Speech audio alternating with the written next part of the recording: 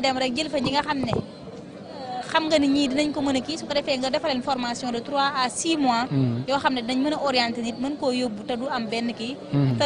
sans muy indi benn encombrement. kon lii moom xeet ban xeetu jumtukaay la mooy lal li ñuy déplacer malade bi nga xam ne bu dafa war a def rajo. def dara te du jógee ci fi mu kii dañ koy jël dañ koy. lonk ko moom waa da koy lonk carrément moom. da yor ay tànkam daw. bu fekkee dafa war a am fu ñu ko war a defee benn prise de sang wala moom da koy yóbbu ba service boobu. ñu defal ko après loolu ñëw taxawaat ko da nga xam ne malade bi ko yëkkati di ko laal muy comme service des grands brûlés foofu la nekk. fa la loolu nekk fa la loolu nekk. loolu dafay am solo kon présentement mi ngi ci li nga xam ne moo jëm ci baignoire boobu baignoire des grands brûlés. baignoire des grands brûlés di xool di ci def liggéey bu am solo muy baignoire bi nga xamante ni ñi nga xam ne dañoo amee lakk-lakk fa lañ leen di dugal bu leen fa dugalee ñu mën leen a setal ba ñu set waaye dindi taq-taq yi nekk ci ñoom baignoire bi nga doon wax mi ngi noonu moo nekk nii ñu ngi tuub bu baax xam nga yenn saa yi de. ce sont les réalités direct moom moo nekk noonu. day am ñoo xam ne duñu xam mooy li ñu doon wax sànq rek xam nga ku ñu mel noonu bu ñu ñëwee. ci fu mel ne hôpital bi tamit duñu xam. xam naa dafa xamul rek. dëgg la moom moo tax baignoire bi nga doon wax moo nekk noonu. moo nekk noonu moom la ñuy leeral président Macky Sall moom la ñu koy expliqué nii ci lépp loo xam ne rek moom moo jëm ci fànn yooyu xam naa nag lii am na ci mbégte lool. ndax ku ne xam na président de la république yéene gi mu am ci Cheikh Mamadou Mountakha. ndax sëriñ bi tamit li mu ko yéene. ndax saa su ne. sànq dégg nga ci waxtaanam mu ne moom daan dégg ay nit ñëw di ko wax ne ko sëriñ bi nee na te boobu nekkagul président. dëgg la sëriñ bi daf laa nee na daf laa ñeewantal dëgg la te loolu sëñ bi loolu la wéyale ku ne gis na ne bi mu jugee ci élection présidentielle yi weesu 2019 yi bi mu fi ñëwee sëñ bi da ne ko ca jamono yooyu dama laa booleeg Serigne Touba. xam ne ku ñu booleeg Serigne Touba moom mooy la nga bëgg da nga ko am. ca jamono yooyu mu boole ko Serigne Touba ba mu am li mu bëgg mu ñëwaat ci moom sant ko waaye Cheikh Mamadou Mountakha mu nekk koo xamante ni ñeewantal googu mu am ci moom loolu lay doxee saa su ne ba ci keroog sax fan yi discours bi nga xam ne def na ko ci jaarale ko sëñ Bassirou Mbacké Abdoul Khadr ci loolu la jëm muy buggul am gan goo xamante ni day ñëw ci dëkk bi ak ñeewantal gi mu am ci moom ak fonk goo xam ne fonk na ko muy amay taalibe yoo xam ne dañuy bëgg a génn ci mere goo xam ne mere nañ ko président bëgg koo saboté wala bëgg a yàq liggéey boo xam ne def na ko waaye nag bu ñu fàttali ne liggéey na fi dëgg lii moom liggéey bu mag a mag la te luñ teg suñu bët la mën nañ ne nag liggéey bi xëy na am na lu ci des waaye nag li ci ëpp noppi na li ci ëpp noppi na te liggéey la bu ñu teg suñu bët te liggéey de qualité la boo xamante ni waxuma la Touba mais région bu nekk war na kaa mën a am te loolu état bi war na cee jóg. Kaffrine am na ko tey Touba am na ko mën nañu mooy région de Diourbel. absolument yeneen ak yeneen même Matam ñu ko doon wax. Kaffrine ak Kédougou ak Sédhiou. waaw parce que ñoom surtout ci sud bi parce que foofu mooy tamit ñàkk nañu am paj bu baax a baax. dëgg la parce que ñoom 150 lits la ñu am. ñoom seen hôpitaux yi nga xam ne moom lañ fa defar. 3 autres hôpitaux yi 150 lits la mais bii moom ak Kaffrine Kédougou yaa Sédhiou. ak Sédhiou waaw mais bii bu Touba bi moom 300 lits la. moom lañ fi def kon ñu fàttali mbokk yi ne ñu ngi en direct fii ci Touba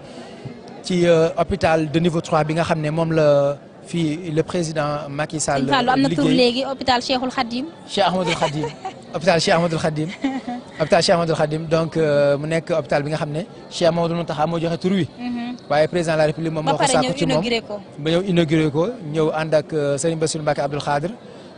ñu dagg ruban bi mu defee ay ñaan daal di dem bàyyi ñu wéyale li nga xam ne moom. jamono ji président dugg na ci biir di visiter li nga xam ne moom moo di mboolem service yi. service yi nga xam ne ñoo fi moo nekk ci nekk biir visite guidée boo xam l'hôpital ne bi dañ koy leeralal li nga xam ne moo fi nekk ci matériel la spécifique yi. équipement spécifique yi ak li nga xam ne moom moo di réalisation yeeg li nga xam ne moom moo jëm. ci comme ni nga ko waxee sànq rek muy yorin bi ndax sànq bi ñu doon lim li nga xam ne moo di service yi. daa mel ni matalaguñu woon. ndax demoon nañ ba ci ophtalmologie. am na ORL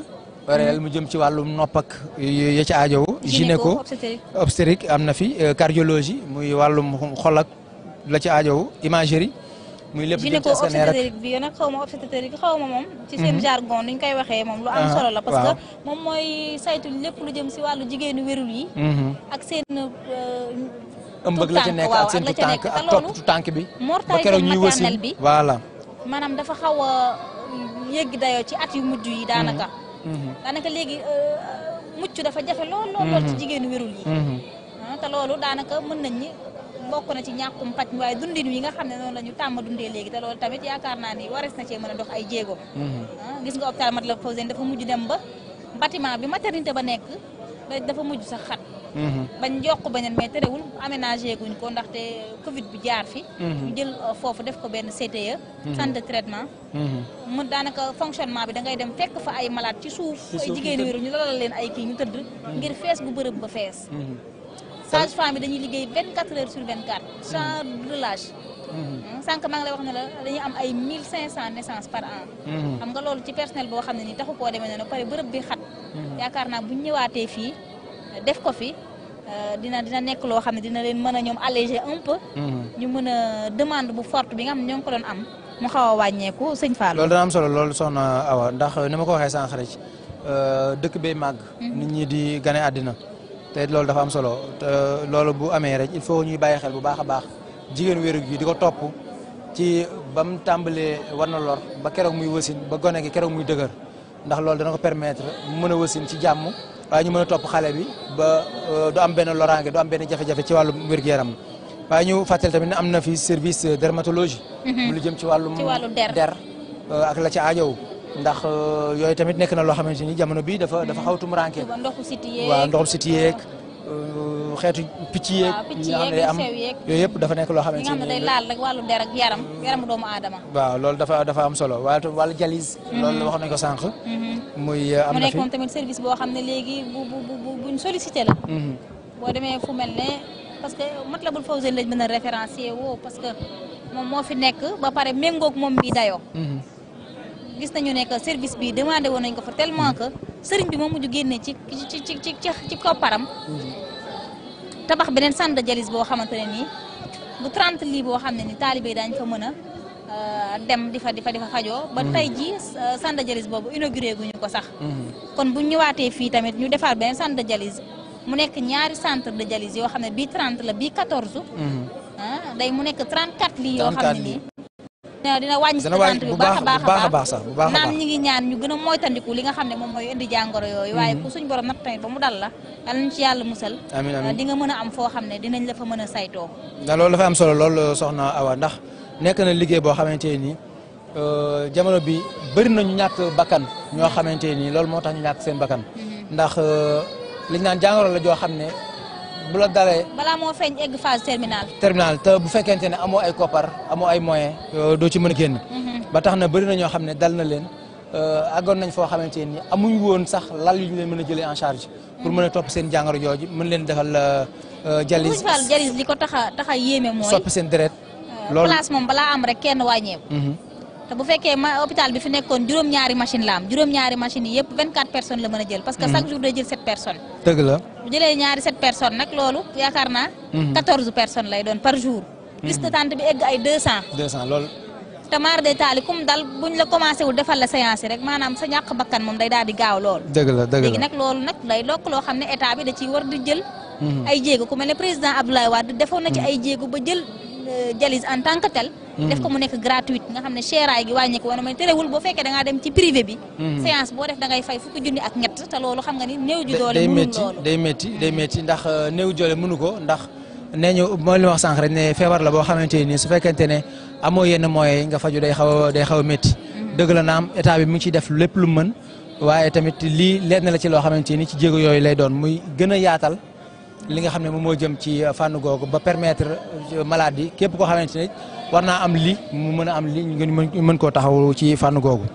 gérontologie moom mooy lan sëñ Fallou. gérontologie mooy service bi nga xam ne ñoom ñuy jël en charge ñi nga xam ne personnel 3e ak 4e âge. ok waaw moom tamit service yu bees yi la bokk. waaw service yu bees yi la bokk. ndax bu njëkk amoon daan na am ay services yoo xam ne dana am ay mag yu ci nekk te mag ñooñu des fois dañuy ñëw di rang ak yu ni demee.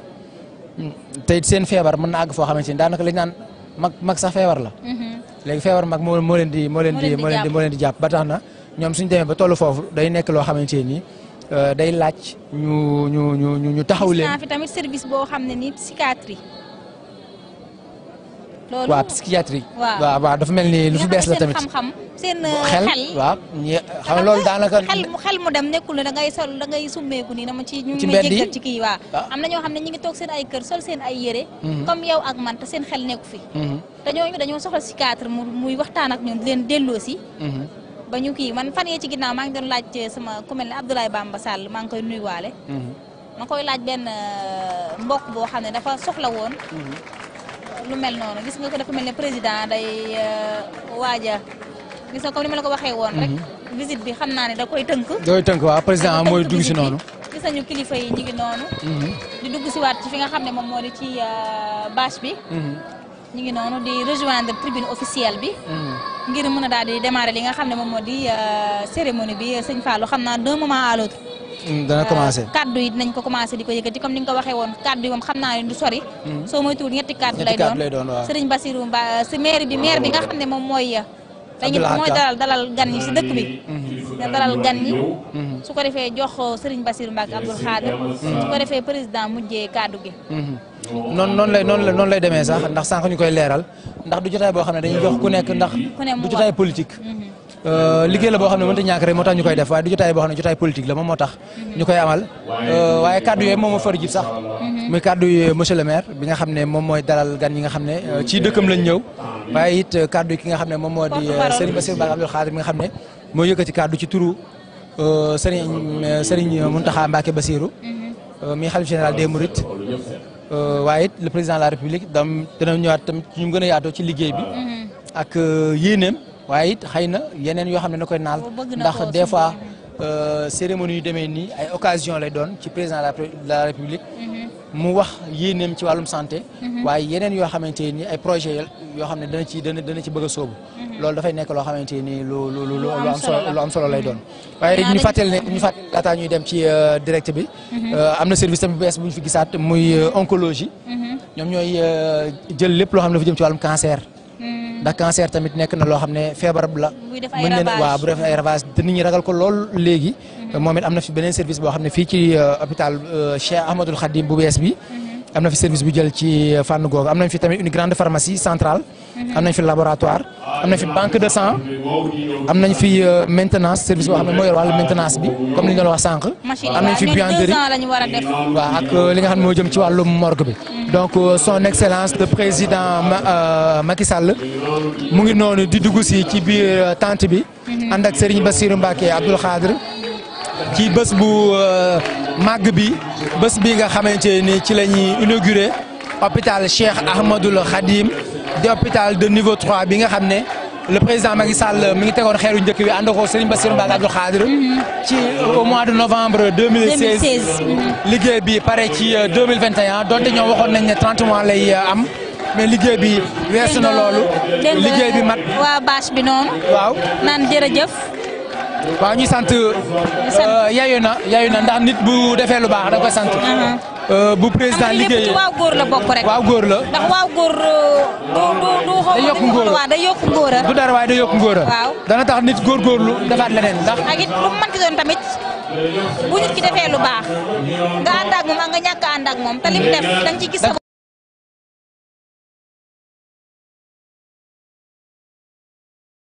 muy askan wi nga xam ne ñoo dëkkee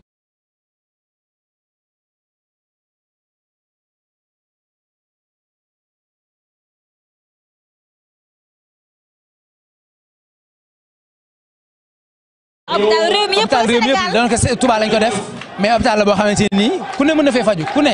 ba ci waa bitim réew ku ne mën na fee faju donc hôpital la boo xamante ni daal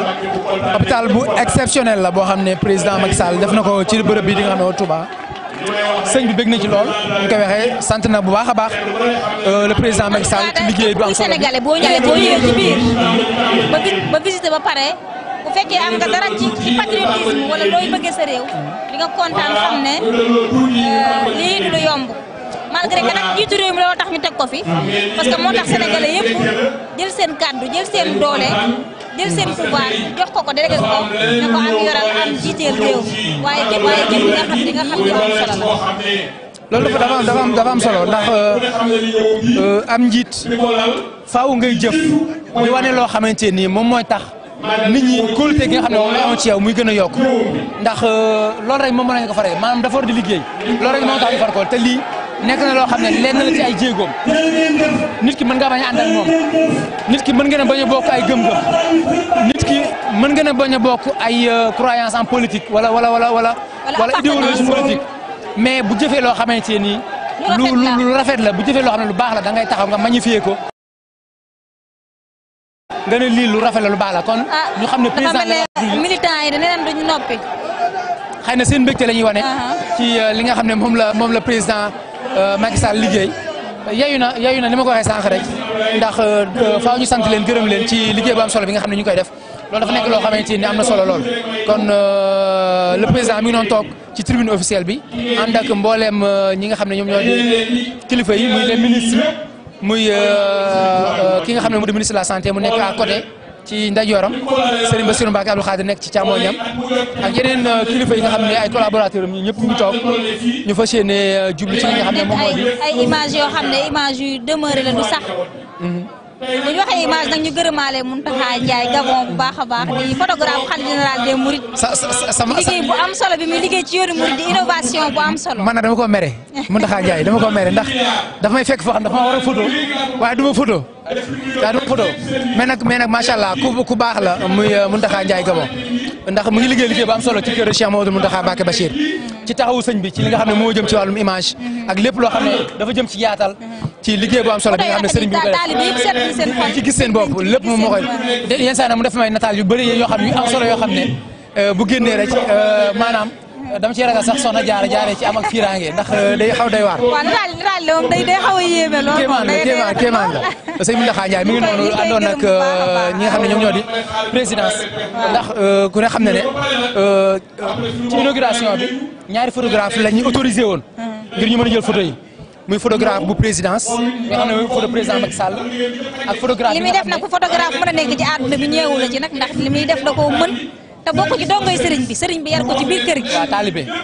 taalibe la mel ne lii kenn ku ne sëriñ bi fam la soxlaa rek fa la lay orienté. dañoo dem mbul kayel ñu ànd ma ak moom mu may présenté sëñ Mountakha mais présenté sëñ bi présenté ba noppi sëñ bi bëgg ci lool ba noppi daa tourné daa ne def ngeen sama waa ji ab journaliste rek daa di daa ne waaye nag jàmbaar la ndax bind na ñaari kaamil wàcc na te bind na ñaari kaamil loolu sagu yoon wi la daal ndax nga nekk taalibe jaar ci daara àgg foo xamante ne ci wàllum métier foo xam ne dañ naan ay diplôme ñoom ñoo fa doon àgg nga nekk am ndongo daara wàcce sa bopp loolu dafa nekk loo xam ne lu am solo la ñu ko ñaanalaat baax yàlla musal ko ci seytaan baax a baax barke Cheikh Khadim mel na ne jamono ji ñu ngi ci présentation yi Abdoulaye Mbaye Peex di lim délégation yi nga xam ne ñoom ñoo ñëw kilifa yi ñëw kilifa diine yi kilifa aada yi loolu nag yaakaar naa ni forum la moom ndax du yor feuille du yore bic te dina lim ñi nga xam ne ñoom ñoo fi min daa min yoon wi voilà daa min yoon wi kon xam naa ni ñu teewlu ko rek ñu ànd teewlu li nga xam ne moo jëm ci présentation bi nga xam ne ñu koy amal mu jëm ci kilifa yi nga xam ne ñoo teew ci bërëb bi leen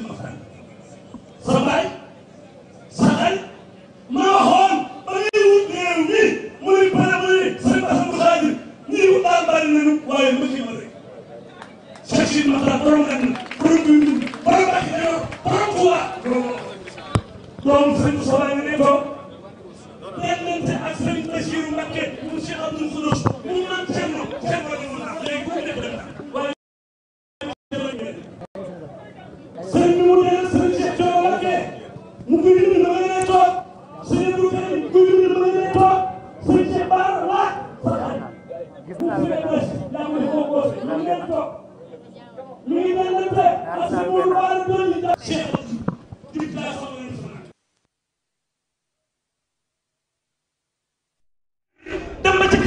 bu dóor ñaari bëti moom ni ko li nga bëgg laay def lu am sëñ Bamba président dina ñëw Touba dinaa génn teere ko mën na nekk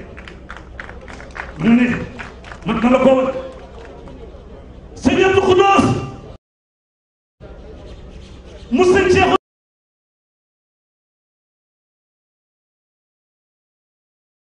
mu Cheikh Abdoulaye Lahad ma nga nee toog kee toog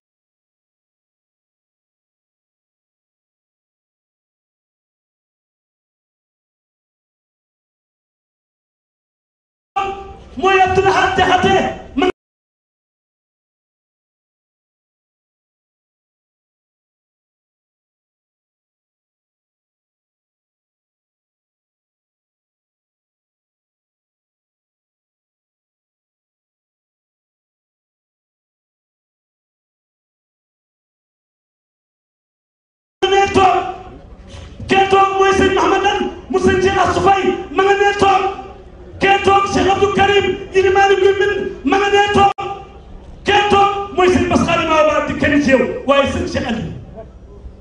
Moustapha sa maam mu tudd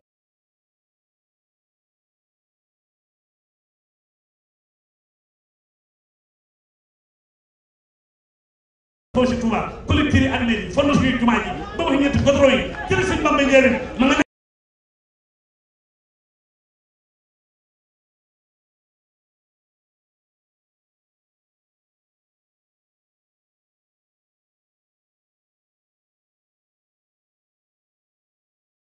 ne toog ma nga doon laaj sëñ Fallou Mbacké moom sëñ Bara Furi ma nga tëb fii ci suufas Maam Mor Jaara la digal ni ko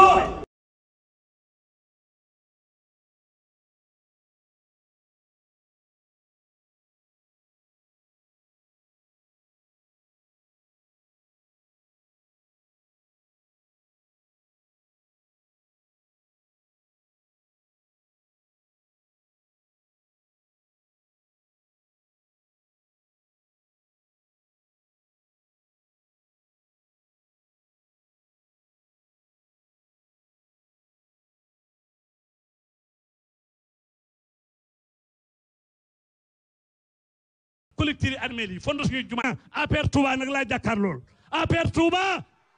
APR Touba APR Touba APR Touba APR Touba baax na toog leen toog leen toog leen toog leen toog leen de waa baax na waaye jërëjëf toog leen waa jërë ngeen jëf waaye xamal la waa dégloo tuuti Cheikh Abdou Lahad Ka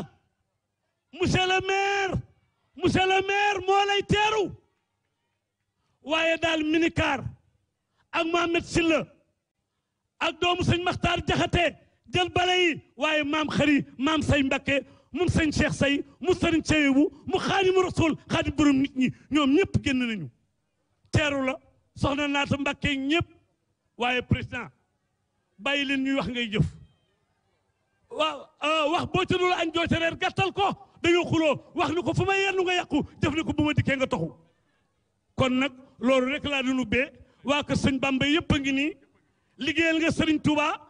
sëñ Bamba manu carte dalalal sam xel toogal lekkal te naan sëñ Bamba gemb na la ku sëñ Bamba gemb doo daan. jërëjëf Ablaye Xaadim Samb xam nga bu ñëwee ba fii nag nga taxaw fii ak fi nga jaar ak sëñ bopp. xanaa rek di nuyu sëti Serigne Touba Xaadimu Rasuul yi fi nekk yëpp di ko jaaral ci xalif général kullu murit nuy ñaan mu yàgg fi te wér Mbàkke waaye monsieur le président yoon wépp a ngi lay sant ñu ngi lay gërëm di la ñaanal ndax sa jëf Cheikh Abdou Lahad nag dafa waxal ni ku jëfal Serigne Touba taalibe yi la war a fay waaye ku jëfal taalibe yi sëñ Bamba la war a fay jëfal nga taalibe yi jëfal nga sëñ Bamba kon yaari pay lañ lay fay taalibe yi dinañ la fay sëñ Bamba ñi nga àndal ku la comprendre war naa jëf li nga bëgg ndax am nga yar monsieur le président am ngay teggin am nga sutura noppi nga muñ nga da nga jéggale kon noo ngi ñaan ci yàlla yonent bi Serigne Touba yal na la yàlla fay man nag gëj nga maa gis waaye wér naa da nga mën a léegi laaj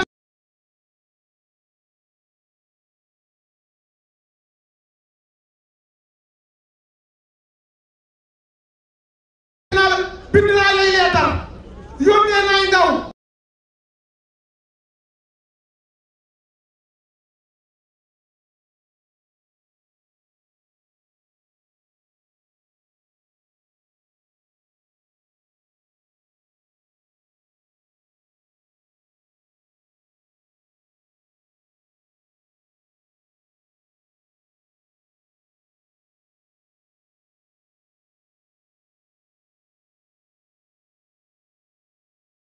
waaye premier daal mos a teggi loxo sant di gërëm nag gouvernement bi où est madame le ministre de la femme je vous remercie nous rendre grâce à Dieu qui nous permettre aujourd'hui inaugurer un stade au niveau un hôpital au niveau waa bi ñuy lim dañoo fàtte sëñ Mahmadan Mbacké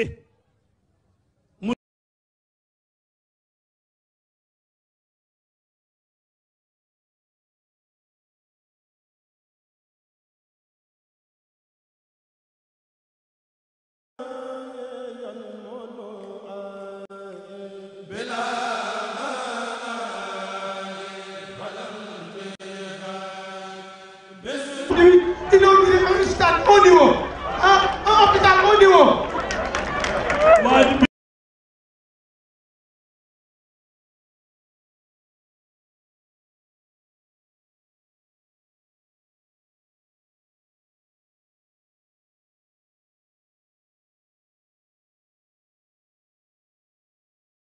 Nous rendons grâce à Dieu qui nous permettra aujourd'hui d'inaugurer un stade haut niveau, un hôpital haut niveau.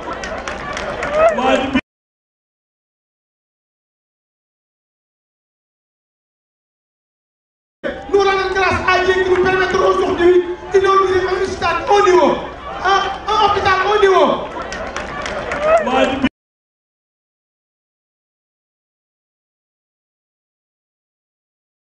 Nous rendons grâce à Dieu qui nous permettra aujourd'hui d'inaugurer. tey jii fii am na amphithéâtre bu mag bu def ci ñaari téeméeri place am ñeenti salle de cours yoo xam ne dañ fay jàngal médecin yi kon monsieur le président jërëjëf encore comme ni ko nit ñi waxee sànq jërëjëf encore léegi nag Ibrahima Diédhiou dafa am ñetti orateur yu fi war a am dama ne dinañu jox Abdou Lahad Ka su paree dinañu jox sëñ Bass Abdou Khadre su paree ñu jox le président de la République son excellence bu ñu paree nag président dafa am xat lool war a dugg Touba gépp am ñu mu ziar am ñu mu seet jërëjëf mon frère Ibrahima Abdou Mbacké Ndaw le maire de Mbacké ñu ngi koy gërëm ak maire yi fi daje maire département yëpp gis nañ seen taxawaay jërë ngeen jëf. merci jërëjëf Saliou Faye bismillah ñu tàmbali liggéey bi dañuy moo di sëñ Abdou Lahad Ka di maire Touba suñ ci noppee Serigne Modou Mahfouz Mbacké mooy wax ci turu xalif bi laata président de la République di jël kàddu gi kon nag tout de suite le maire de la ville de Touba Abdou Lahad Ka. sëñ Modou Mahfouz sëñ Bass Abdou Khadre moo ko waxloo dafa toog ci sëriñ bi te ne yoonu murit ñëpp a ko bokk te Mahfouz bàjj na ma ko jur ci turu Cheikh Mamadou Bassir lay waxee ci turu Cheikh Mamadou Mountakha monsieur le maire bismillah kaddu gaa ngi demal ci kaw waaw jaaral nii na yéeg ci kaw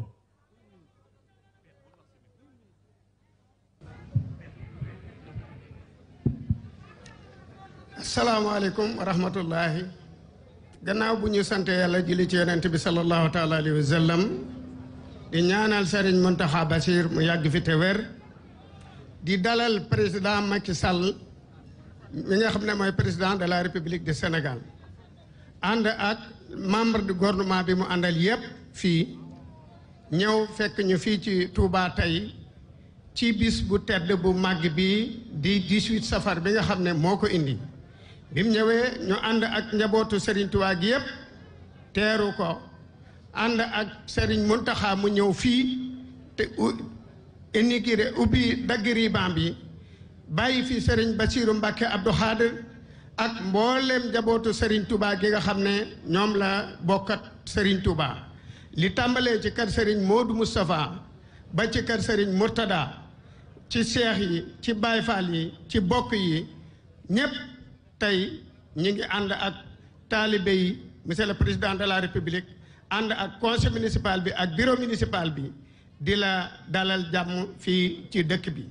waaye di la defal li ëpp solo ci wax ji mooy nit ku jëf-jëf joo xam ne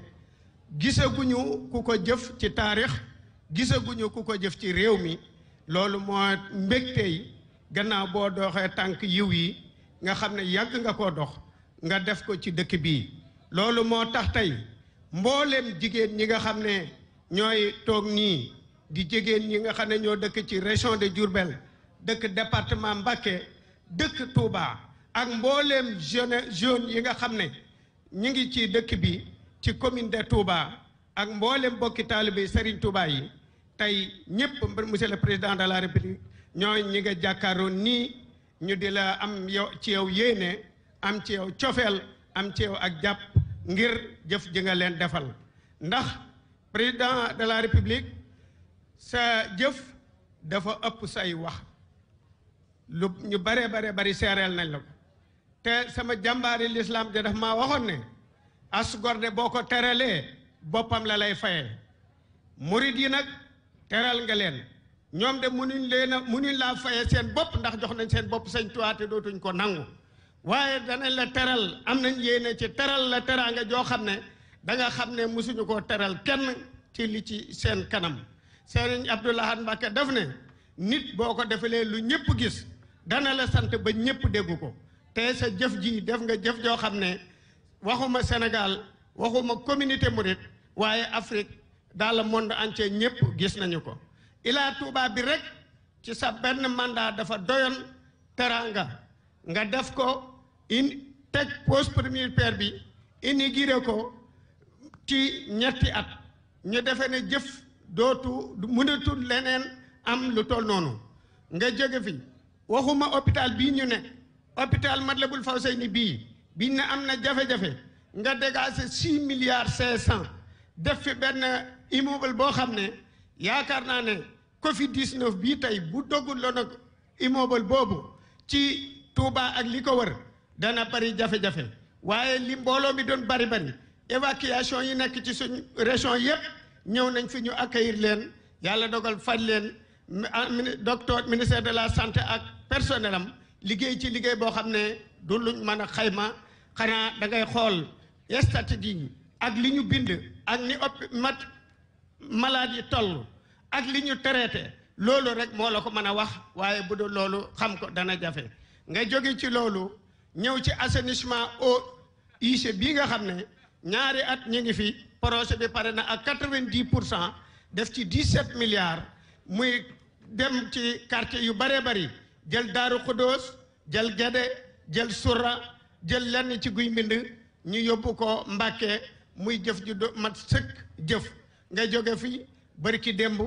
nga teg fii pose première pierre benn centrale électrique boo xam ne 70 milliards de francs CFA la nga teg ko ñu fas yéene koo liggéeyal Touba ngir jafe-jafe électricité mën a jeex ci dëkk bi yemoo ci loolu nga jóge Promoville bi gis nañ ko muy corniche bi gis nga tali bi nga xam ne torsion de 12 kilomètres la nga def ci 13 milliards tey mi ngi pare na 80% yaakaar naa ne loolu ku ko def jàll bi ku démb yebel fi sa ministère de l'intérieur bi nga xam ne ndox moo xam ne musul wàcc Sénégal depuis ñaar fukki at yi ak juróom wàcc na Touba de 140 millimètres nga yebal ko mu ñëw fii ànd ak service yëpp ak ministres yi ñëw ñu def benn projet boo xam ne 27 milliards la 4 milliards yi tàmbali nañ ko liggéey bi démarré na mi ngi ci 70% ngir ka jafe-jafe yi nga xam ne moom moo nekkoon Kër Ñang ak Ndaamaatu dootu fi am ba àddina tukki loolu rek dafa doy liggéey sëkk waxuma la nga jàll bi ko nag def fi lii nga xam ne kenn am na musu koo gis ci sous-région bi amagul Afrique am boo appareil yi fi nekk daaf wax na ko léegi ñaar fukki service ak benn ñoo fi nekk yoo xam ne nii benn bu ci nekk dafay faj nit ki ci jàngoro yi ko dal loolu benn hôpital niveau 3 boo xam ne mi ngi ci 300 lits yaakaar naa ne ci dernière génération nga def ko R+1 ci 4 hôpital yi nga xam ne moom nga inauguré ren te liggéey ko ci réew mi 1960 ba Sénégal amee indépendance ba léegi musuma gis menn at ci àddina mu ñu inauguré ñaari hôpital waxuma laa di inauguré ñeenti hôpital waxuma laa benn niveau 3 boo xam ne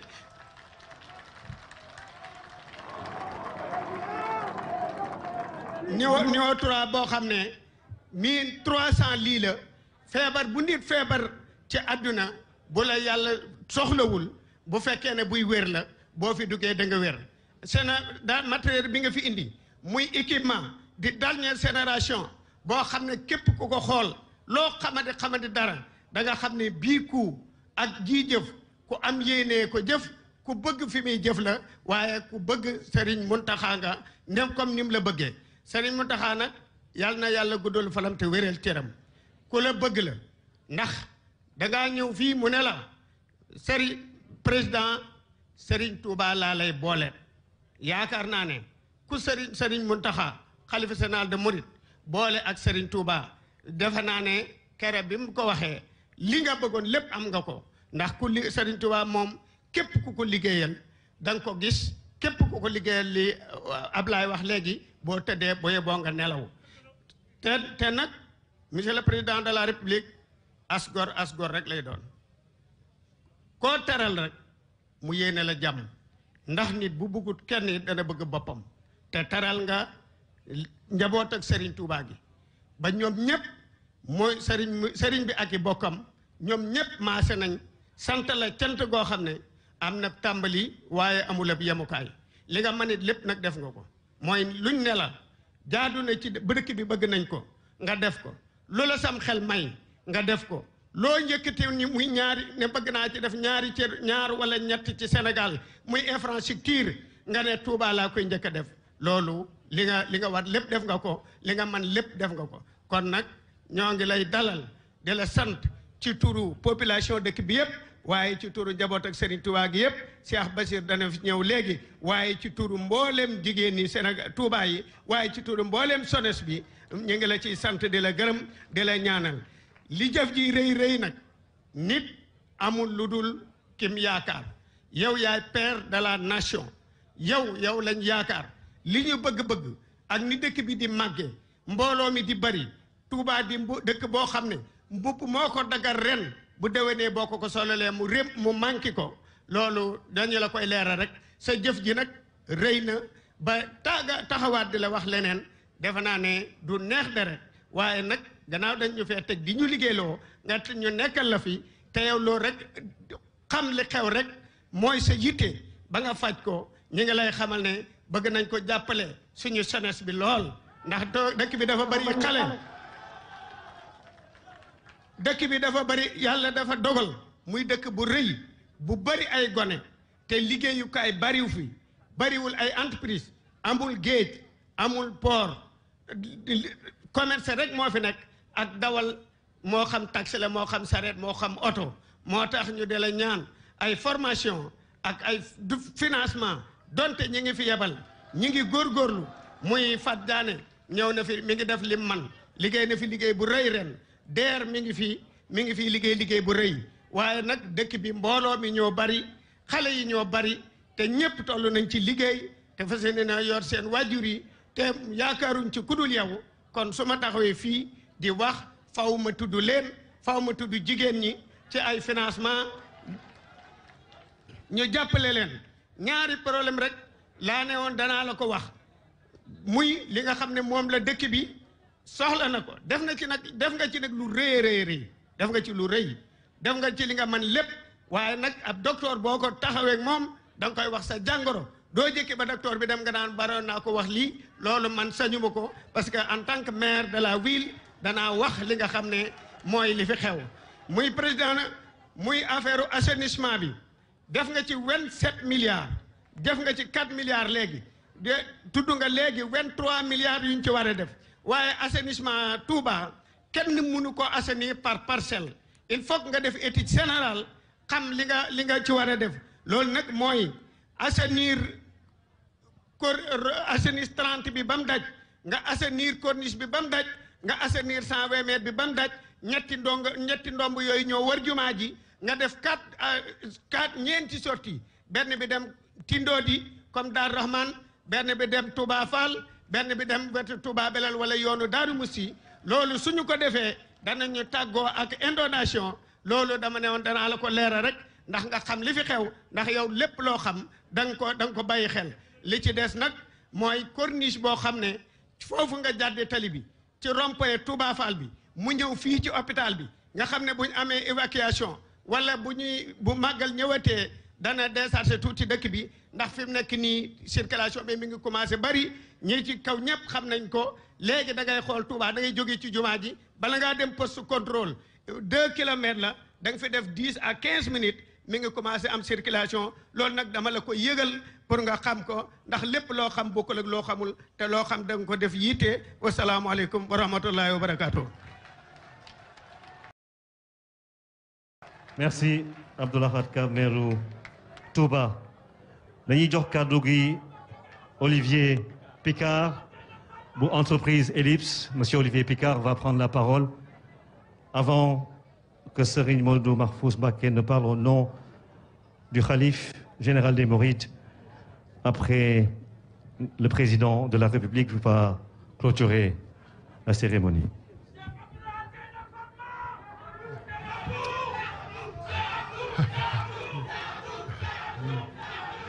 Monsieur le Président de la République, Monsieur le porte-parole du Khalif des Mourides, Messieurs les ministres, Monsieur l'ambassadeur, Mesdames, Messieurs, Ellipse est très fier de proposer et d'inaugurer aujourd'hui cet hôpital qui est l'hôpital de 300 lits, d'une capacité de 300 lits, et qui est probablement l'hôpital aujourd'hui le plus moderne d'Afrique de l'Ouest de cette capacité. Cet hôpital a été fait grâce à une collaboration entre Ellipse bien sûr, mais le ministère de la Santé qui a joué un rôle primordial dans cette aventure et que je tenais ici à remercier. Si cet hôpital a été fait, si cet hôpital a été achevé dans les temps et dans les budgets, c'est aussi et c'est surtout grâce au travail qu'a fait l'ADIEM et le ministère de la Santé. Je voulais dire aussi que cet hôpital avait été fait avec les entreprises de Touba et des alentours de Touba et avec toutes les entreprises sénégalaises. Et bien sûr, il y a les équipements les plus modernes, il y a 300 lits, mais il y a aussi tout le travail qui a été fait par les entreprises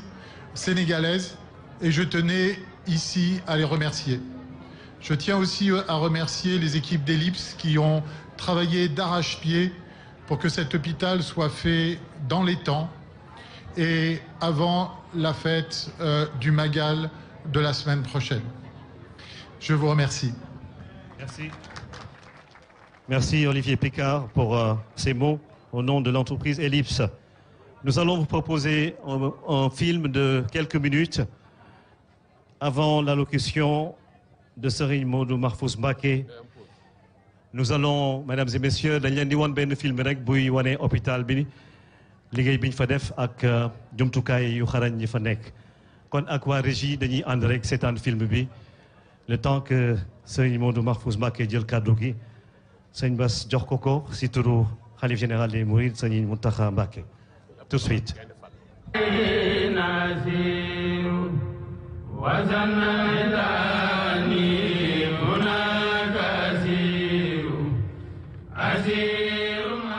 bu dee jumaay ci juróom-ñaari soror yi bokk na ci liy màndargal Touba kenn dootul tudd wàllum jéegoy paj ci dëkk bu sell bi te doo lim l'hôpital bi hôpital Cheikh Ahmadoul Khadim niki Dantec principal ba Fann ca Ndakaaru hôpital bi hôpital national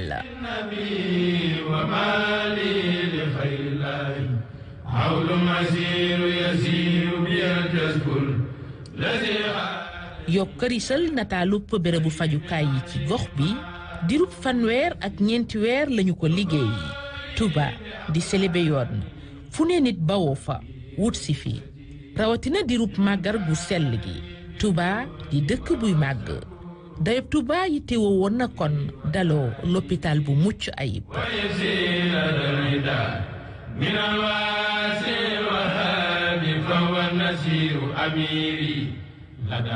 kër docteur booy fekk lépp askan wi doon ko laaj sëriñ bi bëggoon ko njiitu réew mi son excellence le président Macky Sall ni def naa ko sama yitte ministère de la santé et de l'action sociale lëkkaloo ak promoteur bi di Ellipse Project jëmmal ko ba tax xeer wi ñu fi jëkk a teg jur tey taax mi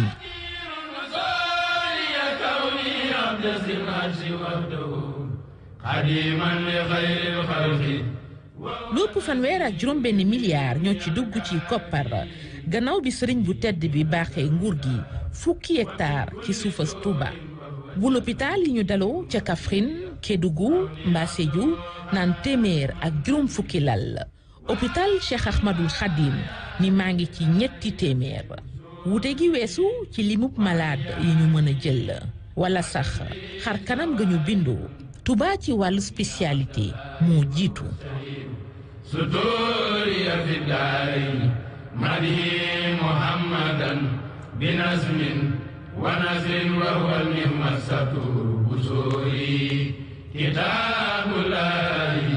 وسنة التي بها أهتمي أمانا قصوري خلق والأهل عني تفرقا لمدي الذي عنه المدين خسير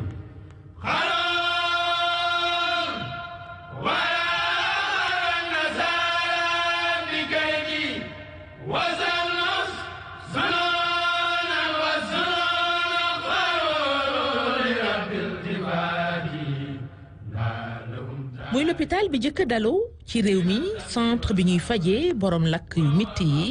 IRM miy saytu ci wàllu rajo sa yaram ca na mu gën a xarañee ndakaaru la amoon Touba ci tegu tey naka noonu ci wàllu pajum cancer service de radiothérapie ak accélérateur de particules gannaaw capital ba fii lañu ko mën a fekk ñaareelu service neurologie bi ci réew mi ci biir l'hôpital bu Touba la nekk ak salle d'angiographie bu yemb centre de dialyse bi l'hôpital bi ëmb tax na tey machine yi segg deret seenub lim weesu juróom-benn fukk ci dëkk bi ay jéegoo ngi ngir paju mi jëm kanam ci gox bi matériel yu xarañ ànd ci lu baral liggéey baa ngi fi it ak juróom-benni salle d'opération luy taxit xam-xam sax fi ak amphithéâtre bu ñaari téeméeri palaas ak ñeenti salle yu ñuy tàggatee waa kër docteur askanu Touba ñoo moom lii bii l'hôpital Cheikh Ahmadul Khadim ñu koy bàyyi xel fépp fu jafe-jafe ci wàllu wér-gu-yaram taxawate war fee jeexal rawaleeg malade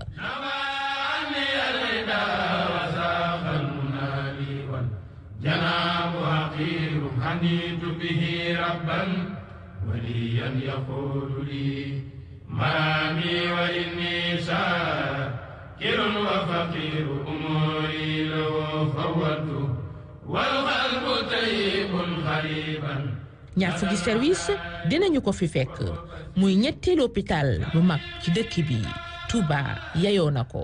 hôpital Cheikh Ahmadul Khadim dëppook jamono ngir yokku taaru dëkkub Xaadimu Rasuul dige président Macky Sall la woon ay jëfam mandargal nañu ko tey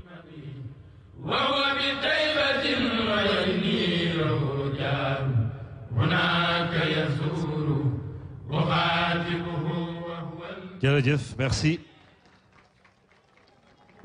merci la régie. À présent nous allons écouter Serigne Modou Mahfouz Mbacké au nom du khalife général des Mourides Abdoulaye Mbaye Pekh Serigne Modou Mahfouz Mbacké mooy jël kàddu gi. waaw président bi may lim sànq da nga am jàmbaar ju nekk Touba nga jox ko ndomb ak tànk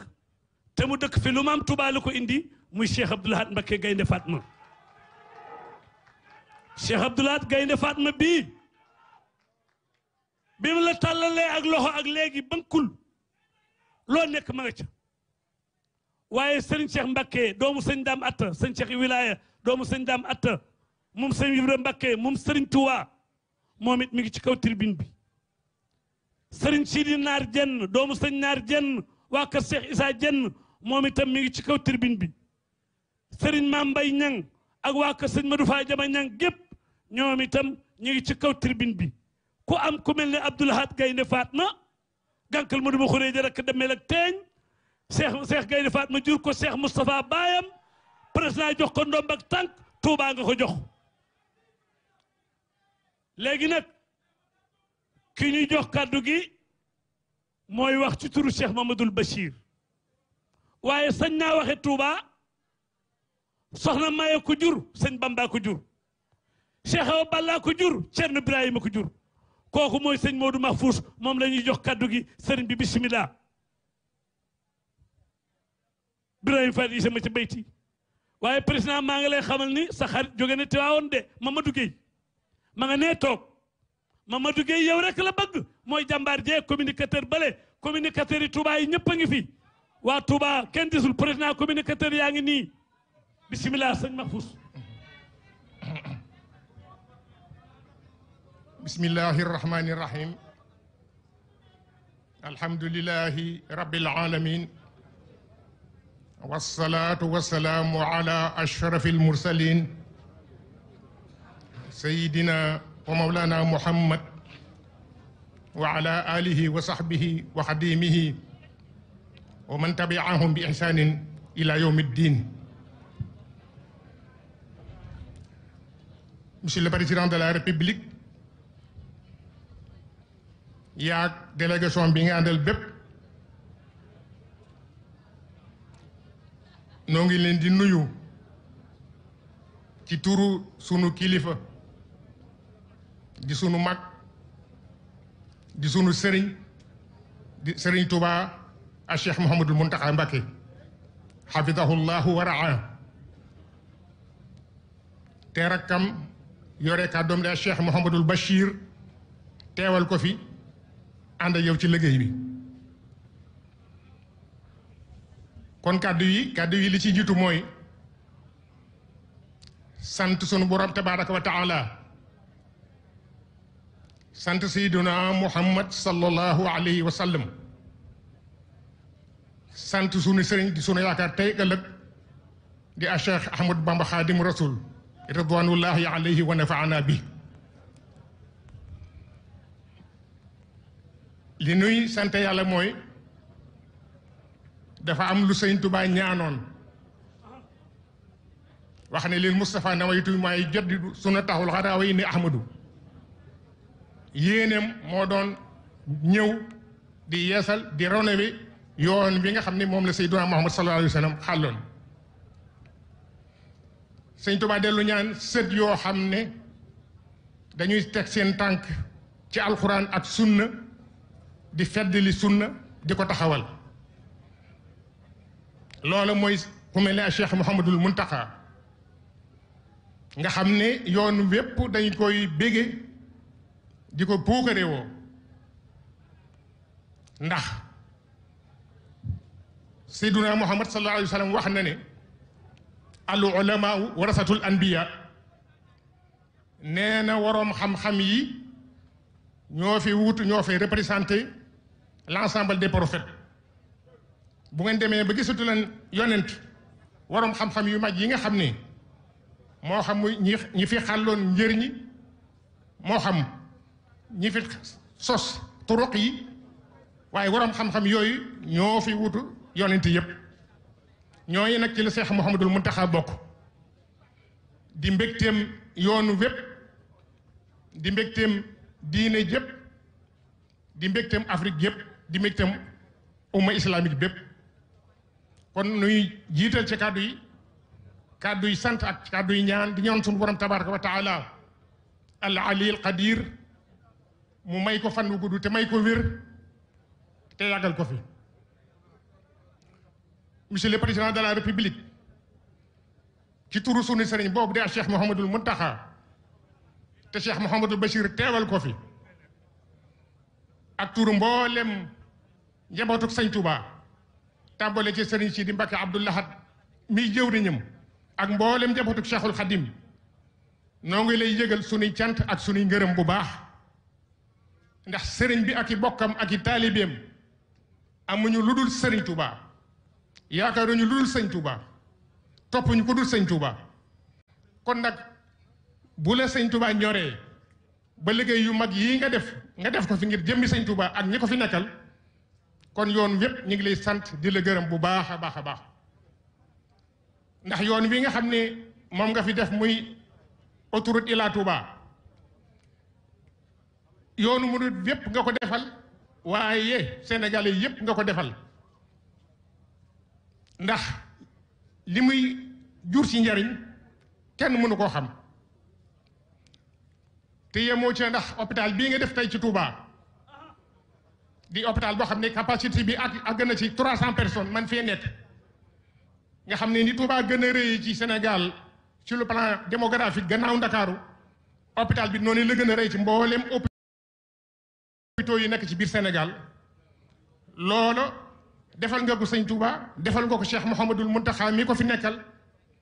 waaye defal nga ko yooru murid bépp, defal nga ko Sénégal bi yépp. assainissement bii nga xam ne sumb nga ko ba joxe ci ndigal ñu fas ko yéenee def ci biir Touba incha allahu yàlla mën naa def bu sottee xeeti gàllankoor yi fi doon ci xeeti mbënn mi yëpp mën naa wàññi ko bu baax.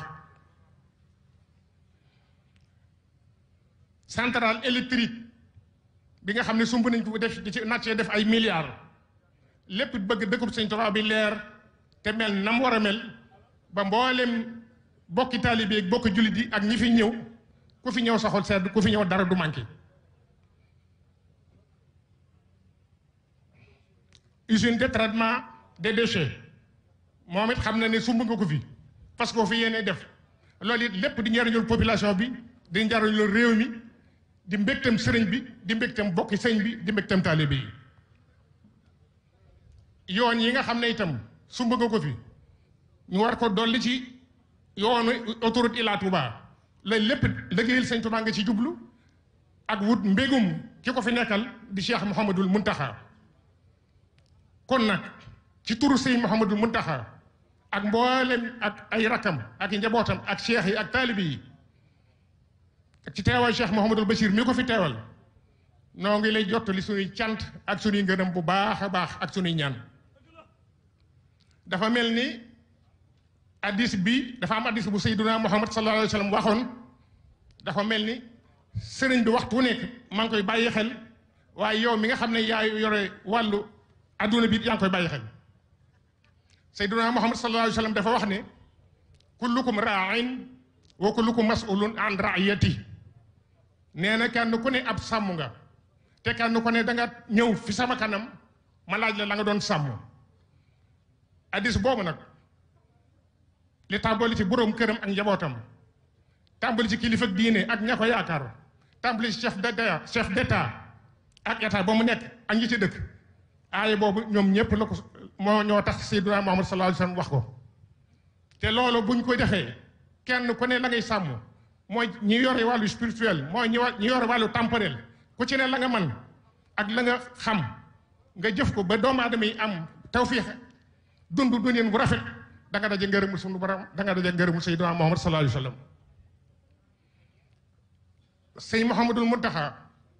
bokk na ci ñi gën a dégg beneen addis boo xam ne Seydina Muhammad sallallahu alayhi wa sallam wax na ko ndax yonent bi nee na doomu aadama bu faatoo ab liggéeyam jëfam lépp dagg na ba mu des ñetti yëf. ilmun yantafiu bi mooy xam-xam boo xam ne xamoon na ko daan ko jàngale wala mu bindi téere ñu di see jariñu aw amalun saalix wala jëf ju baax joo xam ne mbindee fi yàlla yi ña ngi koy jariñoo lu mel ni lii lu mel ni hôpitaux yi lu mel ni centrale électrique yi ak lépp loo xam ne jëf la joo xam ne doomu aadama jëf na ko te moroom bi mbindee fam di ko jariñoo di ko jëfandikoo gannaawam yonte bi neen ñaar yooyu mooy fekk doomu aadama gannaaw bu mu faatoo ba ko ñetteel nag mooy waladun saalix doom ju baax juy jëf lu baax di ñaanal ay waajuram yonte bi nee nag lu dul ñett yi bu nit faatoo tooyaba ji du ko fekk ci bàmmeelam lu muy ñett yooyu rek.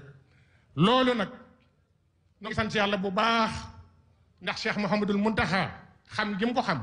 nga xam ni amul benn bëgg-bëgg amul jenn yitte ju dul liggéeyal Sëriñ Tuubaa ci njabootam te su ma nee liggéeyal Sëriñ Tuubaa ci njabootam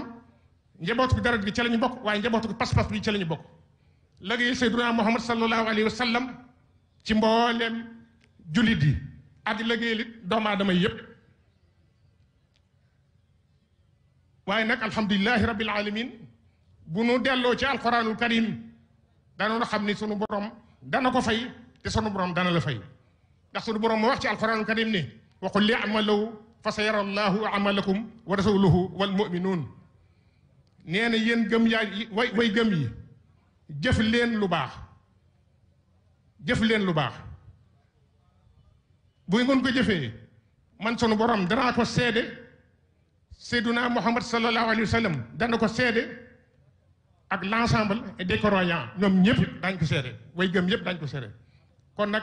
du nu guddal kàddu yi dañu yeesal sunuy cant ak sunuy gërëm ci yow président de la république ak mbooleem ñi lay jàppale yeesal sunuy ñaan di ñaan sunu borom tabaraka wa taala al aliyil qadir moom mi nga xam ne dara tewu ko mu may la kattan ak ndimbal ak tawféex ba li nga yéene liggéeyal sëñ Touba ci dëkkam bii ak ci yoonam bii ak ci réew mi nga def ko na nga ko bëgg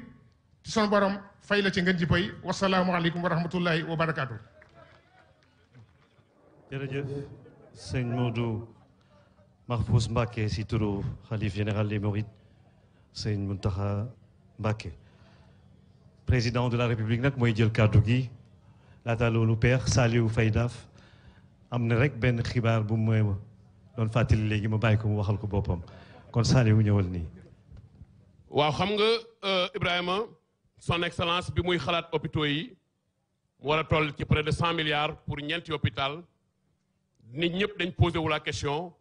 fan lay jëlee ji ressources humaines yi est-ce que am nañu ñu liggéey hôpital yi barki dem rek soxna Mariama Sarr a ngi fële toog ndekete recruté na 800 agents ma daw dugg bureau Awa Fall Diagne directeur des ressources humaines na ko génneel ma liste bi dama koy yóbbaale Touba mu génne liste bi ma xool mi ngi nii 300 médecins nga jël ñetti téeméeri médecins nga recruté nga 30 pharmaciens recruté nga 15 chirurgiens dentistes recruté nga 80 sages-femmes monsieur le président recruté nga 80 infirmiers d'État ak 90 assistants infirmiers recruté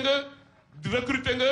spécialiste santé communautaire 10 technicien de maintenance 10 technicien supérieur de santé 10 technicien supérieur en biologie 20 ak technicien en biologie 10 muy 30 aide infirmier nga recruté ci 15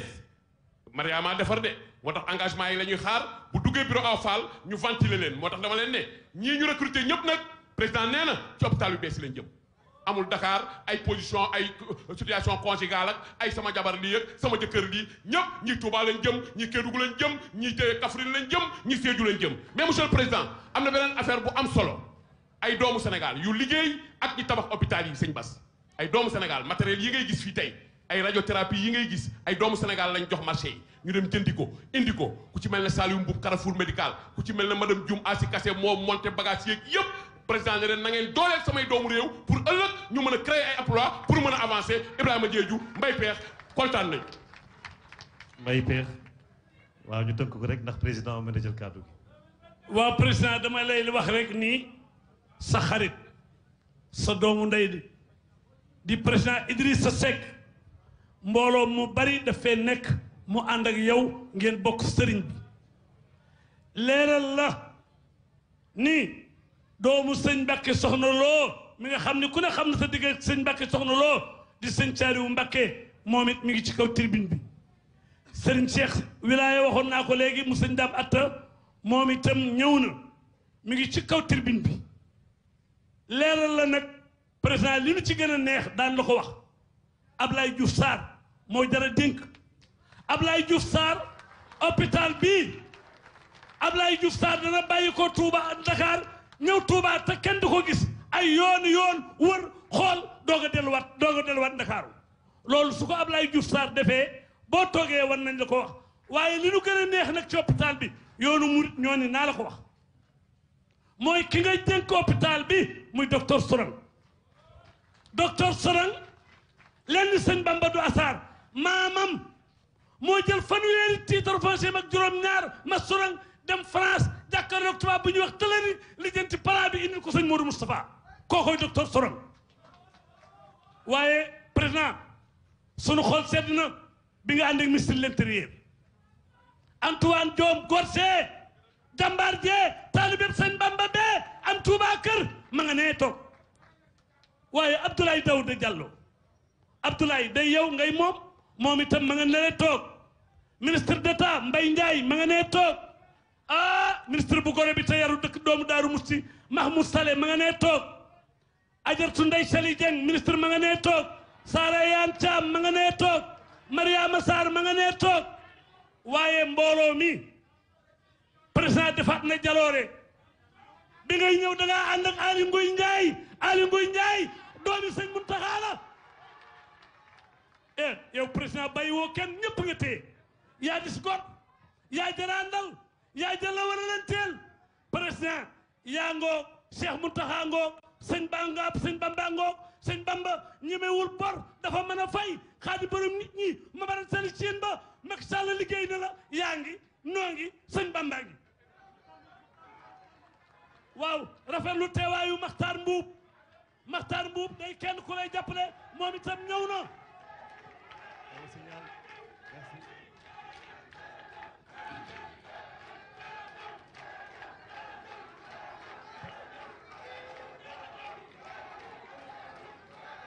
jërëjëf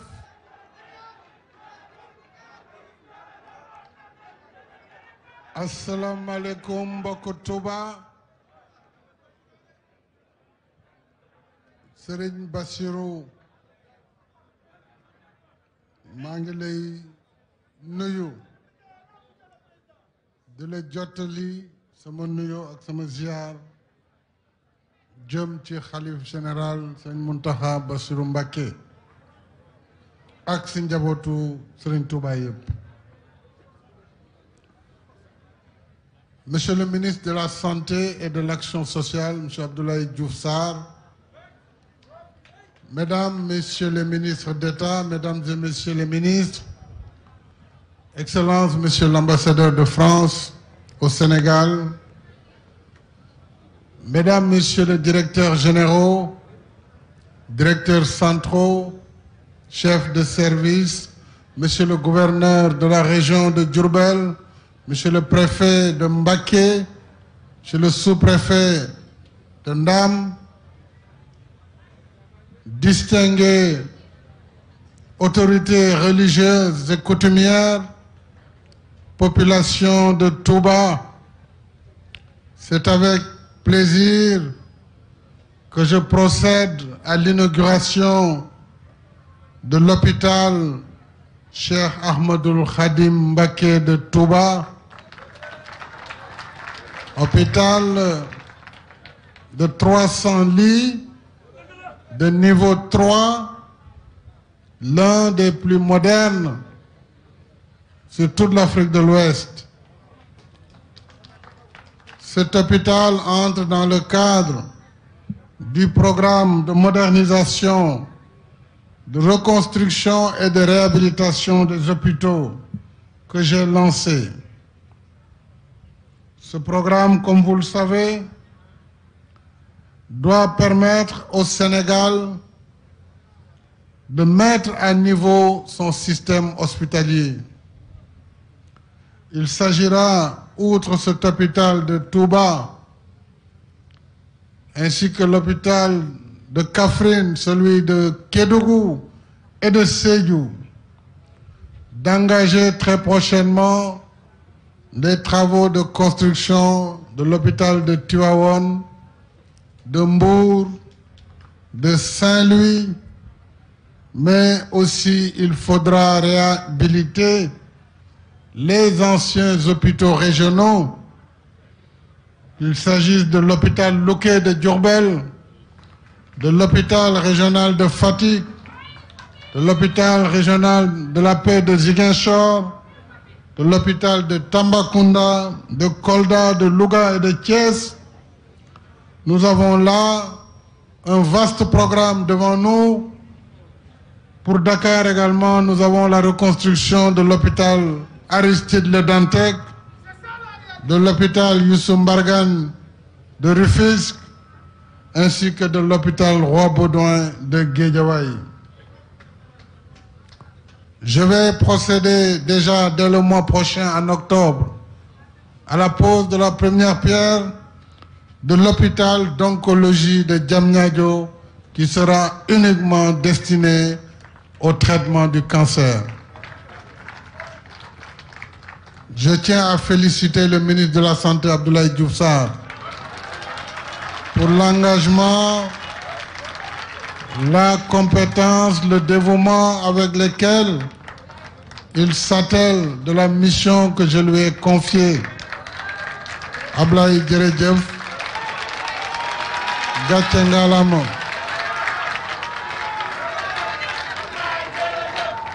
À travers lui, bien entendu, je félicite l'ensemble des directeurs nationaux, directeurs généraux et directeurs de la santé, du ministère de la Santé et de l'Action sociale, pour leur dévouement, leur engagement au personnel médical qui est en guerre depuis 2 ans guerre contre la pandémie de Covid-19. Je dois recevoir prochainement l'Ordre des médecins du Sénégal. Tout cela pour accompagner le corps médical dans sa mission. J'ai fait procéder à un recrutement massif de médecins, de personnels paramédicaux et de personnel de soutien justement pour accompagner ces hôpitaux. Et j'ai ordonné également que les hôpitaux soient autonomisés en électricité avec des centrales solaires qui vont accompagner ces hôpitaux modernes.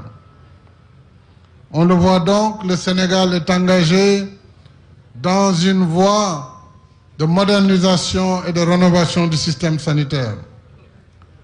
Rien que sur les dernières ressources que nous avons reçues, appelées ressources tirées des droits de tirage spéciaux, j'ai instruit le ministre des Finances pour que le secteur de la santé soit prioritaire dans l'allocation des ressources. En ce moment même, nous avons lancé, et cela a démarré, la construction de la polyclinique de l'hôpital principal de Dakar, qui va en faire l'hôpital de niveau 4, vraiment qui sera au-delà des normes jusque-là admises dans la sous-région. Merci donc aux populations de Touba pour leur accueil. Mbokk yi, tey jii dama am mbégte lool, mbégte ak cant. Wax naa ko sëriñ bi sànq, moom sëriñ Muntaxa, nee naa ko lépp loo naal daañ ci dugal suñu loxo. Touba lépp lu ci sëriñ bi namoon te ñu gis ko ci téereem ba di Matlabul Fawzayni mu doon yaakaar bu rëy ak ñaan yu rëy ji suñu borom nangu,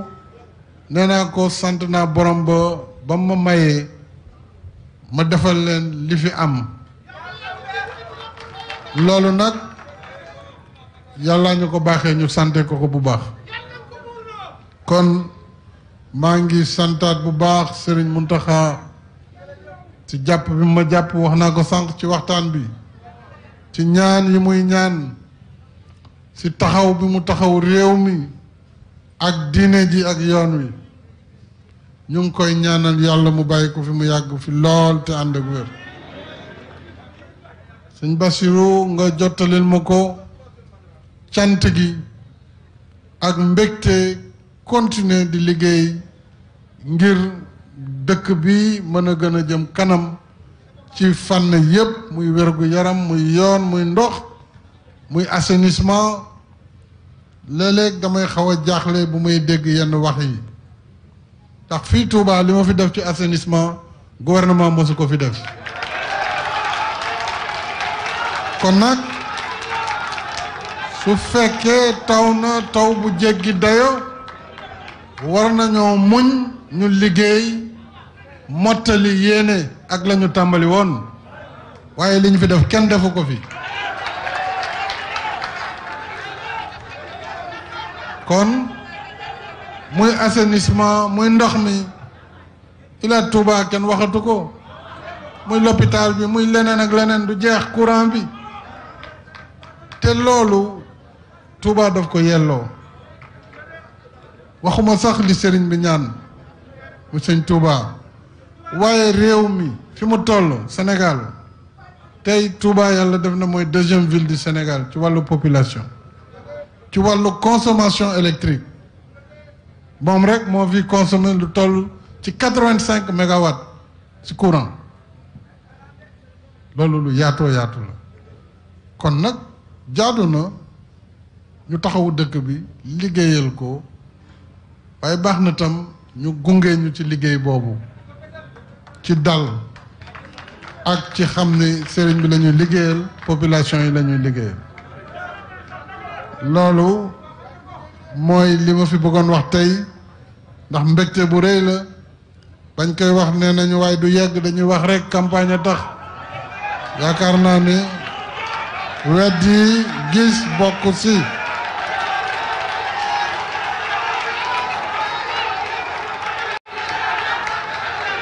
léegi nag jërëjëf sëriñ bi xam nga nag président moom bu taxawee gis mbooloo rek foog mu politique tuuti parce que gars ñi dañ may yëngal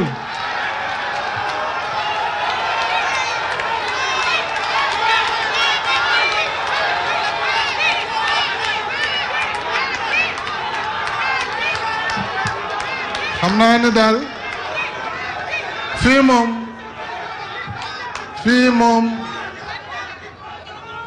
fii laa wax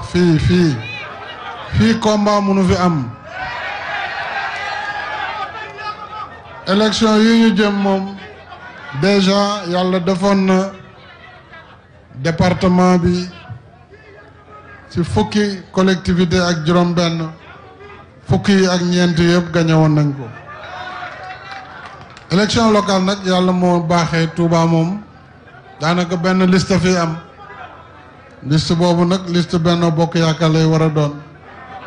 kon mel na nu 15 yi daanu na mu des waa Mbàkke nag yéen na ngeen góorgóorlu de xoolal député ba de ngeen góorgóorlu de yéen waa Mbàkke en tout cas kontaan nañu lool suñu xel gën naa dal maa ngi santaat bu baax a baax sëriñ bi di sant kilifa diina yi fi teew yëpp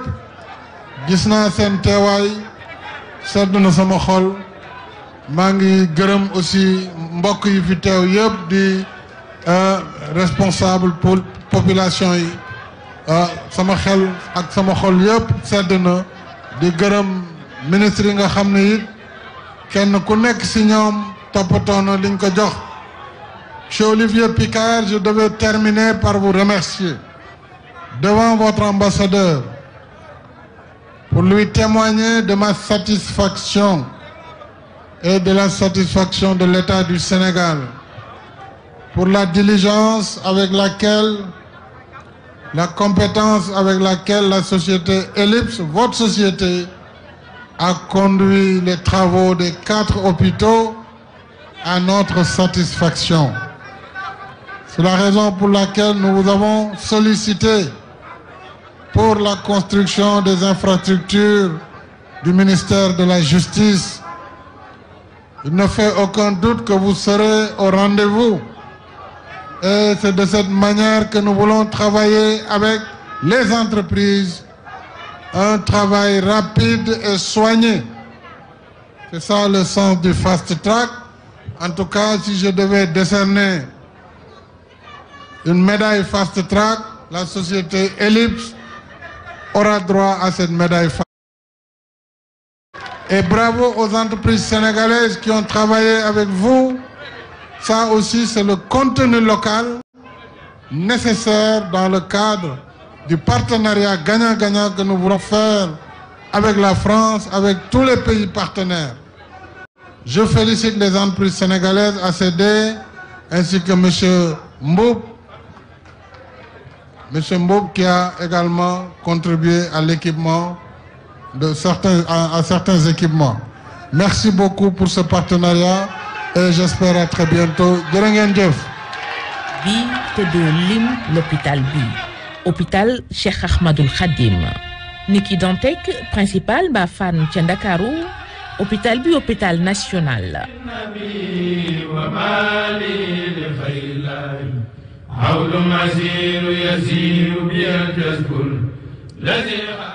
yokkarisal nataalu bérébu fajukaay yi ci gox bi dirub fanweer ak ñeenti weer lañu ko liggéey Touba di célébé yoon fu ne nit bawoo fa wut si fi rawatina dirub màggal bu sell Touba dëkk bu màgg day Touba yi teewoo woon na kon daloo l'hôpital bu mucc ayib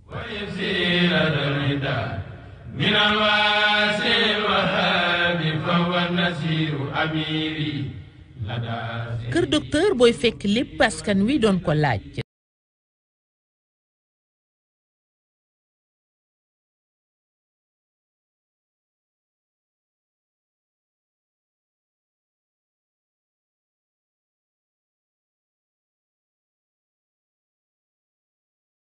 seen télévision Touba TV gis ngeen li nga xam ne moo di cérémonie d'inauguration bu ouverture bu hôpital Cheikhul Khadim bi nekkee fii ci dëkk bu sell bi ci Touba ñu tegoon xeer bi ci atum 2016 boobaak léegi nag liggéey yi di wëy ba tey ji ñu di ko ubbi ci kanamu xalifa général des Mourides Serigne Mountakha Bassirou Mbacké bi nga xam ne nii gis ngeen ne ànd na ak président Macky Sall bi 17h di jot ànd ak Serigne Bassirou Mbacké Abdoul Khadr ak mbooleem kilifa yoonu Mouride daal di ñëw fi nga xam ne moom moo di ci Daaru Karim ñëw daal di ubbi li nga xam ne moom moo di hôpital niveau 3 bi nga xam ne nii def na lu toll ci ñetti téeméeri lal yoo xamante ne nii ay spécialité yoo xam ne yu fasanekoo la ci wàllum wér-gu-yaram ak wàllum paj ngir jafe-jafe yi nga xamante ne nii région bu Diourbel wala réew bu Sénégal wala diwaan bu Touba ñu ngi ko doon jànkonte ci yenn spécialité yi daan ko jëggaani ba Ndakaaru dootuñu demati fenn ñu di ko mën a am fi nga xam ne moom moo di ci hôpital Cheikhul Khadim bu Touba mu ñëw fekk si renfort boo xam ne nii mi ngi fi woon naam barewul woon waaye itam bu ñëwee yaakaar naa dina gën a yokk doole paj mi muy hôpital Matlaboul Fawzeyni Touba ak mbooleem centre de santé yi nga xamante ne nii ñoo ngi ci biir dëkk bu sell bi di Touba kon gis ngeen ni que cérémonie bi jeex na daanaka kaddu yi ñetti kaddu wala ñeenti kaddu rek la Serigne Fallou Sylla mi nga xam ne moom laa dooroon plateau bi mi ngi nii nag fekk si na ma mën nañu liggéey bi jamono ji egg na ci cëppaataw li président nag yëkkati na fi ay kaddu yoo xam ne kaddu yu tënk la xaw a daal di tuuti kafaale jëm waxtu lu jëm si wàllu politique sëñ Fallou li nga xam ne nii moom moo di